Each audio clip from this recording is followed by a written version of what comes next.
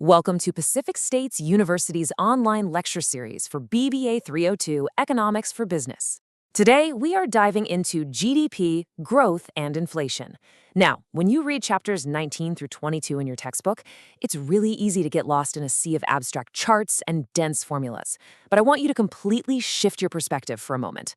I want you to visualize the global economy not as a textbook model, but as a massive, highly sophisticated machine. It's like flying a commercial airliner. To pilot it safely, you can't just look out the window. You need an instrument panel. You need a dashboard that tells you exactly how the various engines and systems are performing in real time. Throughout this lecture, we are going to build and understand that exact dashboard. To really grasp why this measurement is so absolutely critical, just take a look at this number, $20.9 trillion. That was the total size of the United States economy in the year 2020. Now, just pause and think about how you could possibly go about measuring something that enormous. It is a monumental, almost mind-boggling task. It requires tracking the production of literally millions of different goods and services. We are talking about everything from the smartphones in your pockets, the cars you drive, the music you stream, the bananas you buy at the grocery store, right down to the very university education you are receiving right now. Economists have to capture all of that chaotic, nonstop economic activity and somehow sum it all up into one staggering, cohesive dollar value. So here is our roadmap for today's lecture. First, we'll establish the macroeconomic dashboard. Second, we'll dive deep into gross domestic product. Third, we'll distinguish between real versus nominal GDP. Fourth, we'll explore the engines of economic growth. Fifth, we'll tackle understanding inflation. And finally, we will bring it all together by reading the economic dials. Let's start with part one, the macroeconomic dashboard.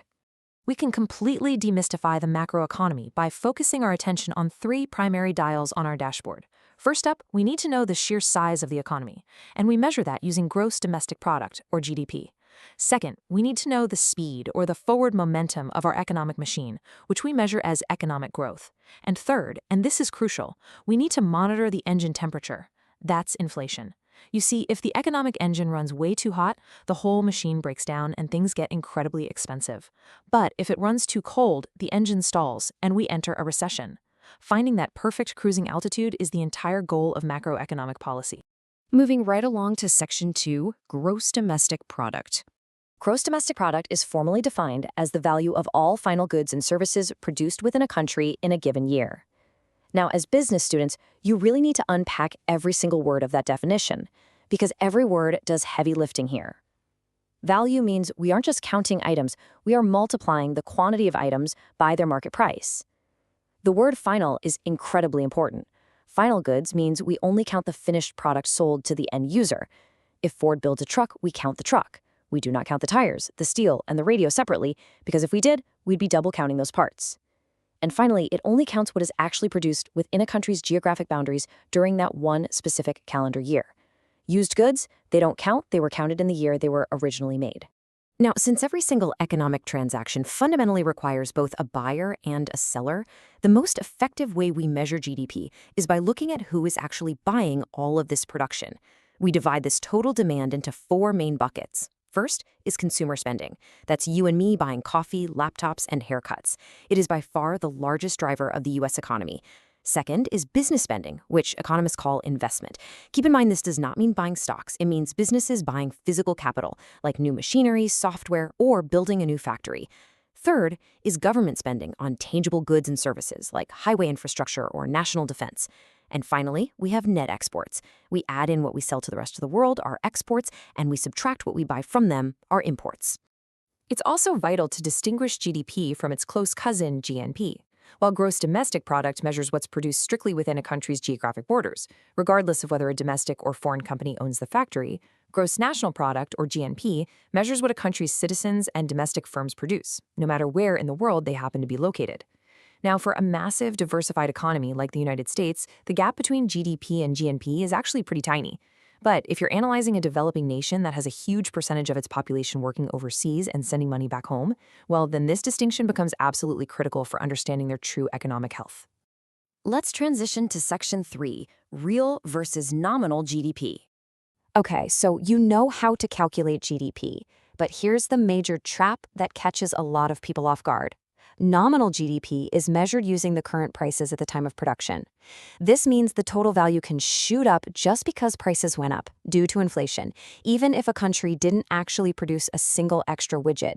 That's essentially an economic illusion. Real GDP, however, solves this problem. It isolates true economic growth by mathematically stripping out the effects of inflation. It reveals the actual physical change in the amount of goods and services produced over time. Whenever you are analyzing the long-term health of an economy in the real world, the real value is the only metric that truly matters. There is a brilliant analogy for this from your reading. Looking at economic statistics without considering inflation is exactly like looking through a pair of binoculars and trying to guess how close an object is. Think about it. Unless you know exactly how strong the magnification lenses in those binoculars are, you literally cannot accurately judge the distance. In macroeconomics, the inflation rate is your lens strength. If you don't know the inflation rate, you cannot measure genuine economic progress. A rising nominal GDP figure might just mean the currency lost value, not that the standard of living actually improved. Moving to Section 4, Engines of Economic Growth.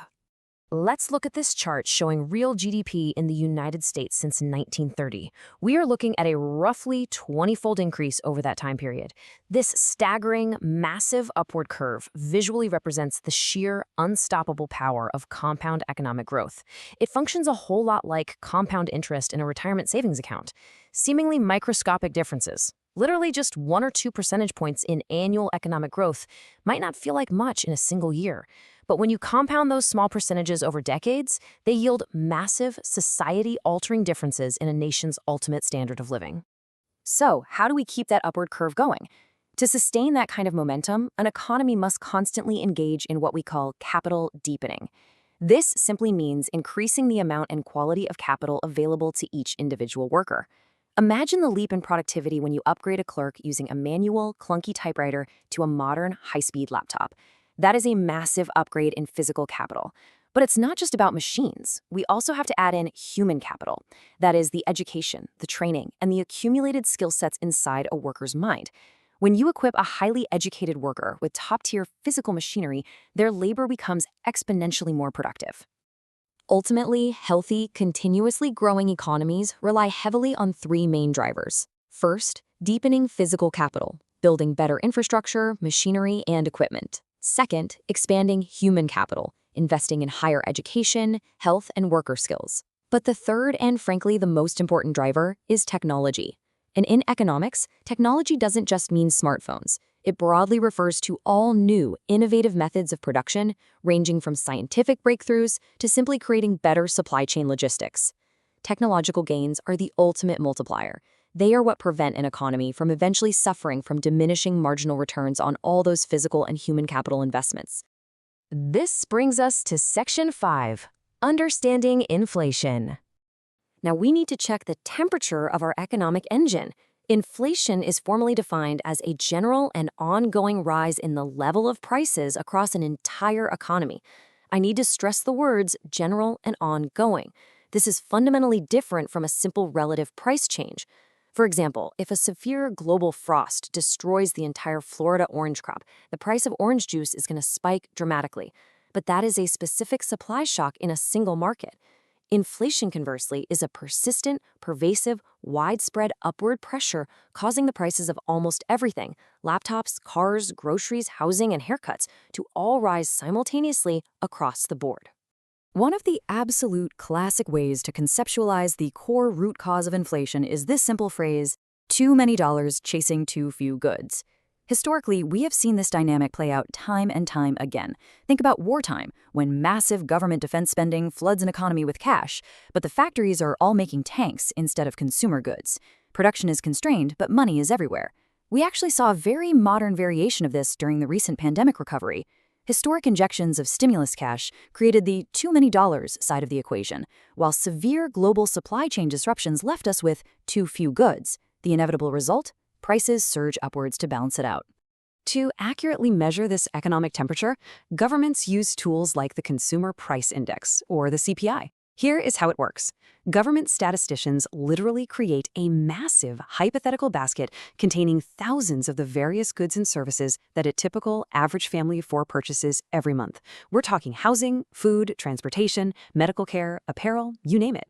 They then painstakingly track exactly how the total aggregate cost of buying that exact same basket changes from month to month and year to year.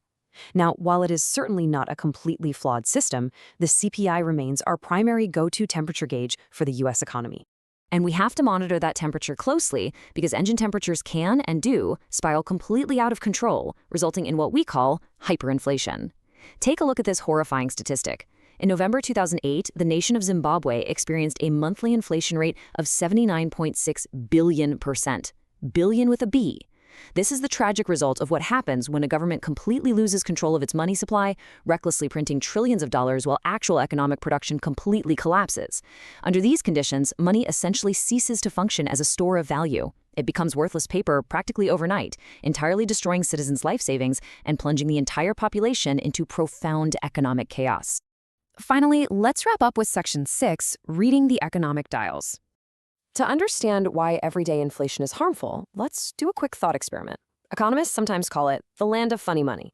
Imagine you go to sleep and overnight, every single price in the economy magically increases by exactly 20%. But your paycheck and your bank account also instantly increased by exactly 20%. In terms of real purchasing power, absolutely nothing changed. If inflation actually worked uniformly and instantly like that, it wouldn't be a problem at all. But reality is incredibly messy. Real-world inflation arbitrarily redistributes wealth in ways that are deeply unfair. It aggressively punishes retirees who are trying to survive on fixed pensions, while bizarrely rewarding borrowers who get to pay back their old debts using new, less valuable dollars. Furthermore, it completely blurs the critical price signals that businesses rely on to make investment decisions, making long-term financial planning nearly impossible. So, keeping all of this in mind, how do policymakers actually maintain this macroeconomic dashboard? Basically, they have to invest, innovate, and manage. Step 1 is actively fostering an economic and legal environment that aggressively encourages capital deepening. Step 2 is promoting and funding research and development to continually advance our technology frontier. And Step 3 is carefully, prudently utilizing monetary policy, which is controlled by the central bank, to ensure that the total purchasing power in the economy grows at roughly the same stable rate as the actual physical production of goods. This is the delicate balancing act required to prevent inflation from becoming an entrenched, destructive force in the economy. I want to leave you all with a final thought to ponder, and this will actually be the foundation for your discussion board assignment this week.